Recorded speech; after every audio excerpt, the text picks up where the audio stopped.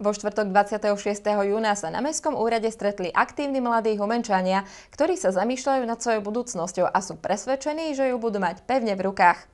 Naučiť ich, ako na to, bolo cieľom workshopu s pracovným názvom Ako začať zarábať na tom, čo ťa baví. Workshop Ako začať pracovať na tom, čo ťa baví, bol prioritne určený mládežníckym vedúcim v rámci programu Komprax a tiež mladým začínajúcim podnikateľom, ktorí sa v oblasti podnikania iba začínajú orientovať. Stretávam sa s tým, že mladí ľudia majú hrozne veľa nápadov, myšlienok, ale nevedia, ako to zrealizovať.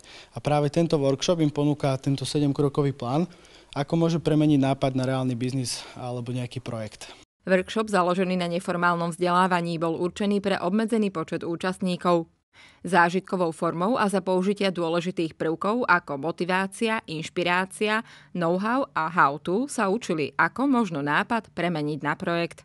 Tu na východe je veľký potenciál. Na západe bežne sa stretávajú mladí ľudia, kde majú nejaké myšlienky, nápady a rozoberajú to. A tu nie je nič. Preto vlastne ja som to chcel priniesť aj tu do Humenného a na východ, aby niečo takéto vedelo sa, že takéto existuje. Doslova to podnikanie z pláže, kde mladý človek môže začať zarábať na tom, čo ho baví, teda vlastnou hlavou na nejakom know-how, čo vie.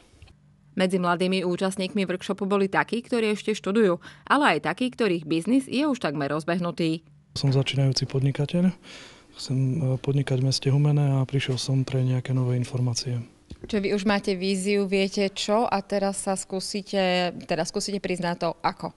Áno, presne, víziu už mám, viem aj v čom chcem podnikať.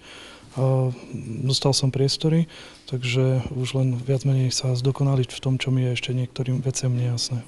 Aj nám prezradíte konkrétnejšie, alebo si to zatiaľ necháte pre seba? Nie, môžem povedať, že sú to maserské a regeneračné služby.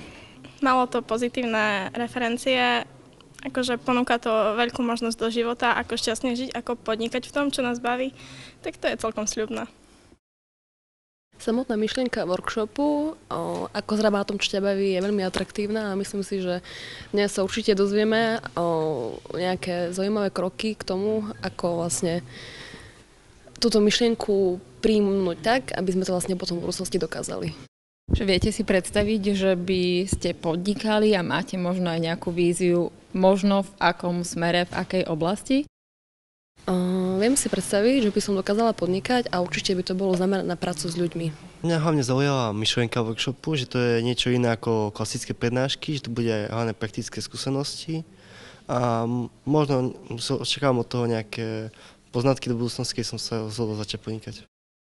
Ja som sem prišiel hlavne kvôli kamarátovi, že som išiel tiež. A vy by ste nechceli podnikať možno raz? Samozrejme, že by som chcel. Aj by ste vedeli, v akej oblasti? Neviem.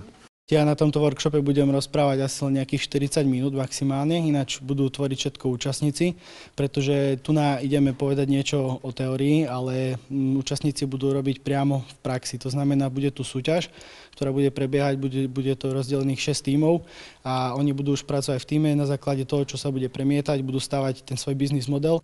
Účastníci mohli svojou aktivitou vyhrať ceny v hodnote viac ako 200 eur v podobe certifikátov. Workshop v Humennom sa konal v spolupráci s organizáciou Juventa, program Kompetencie pre prax a s podporou Európskej únie, operačný program Vzdelávanie.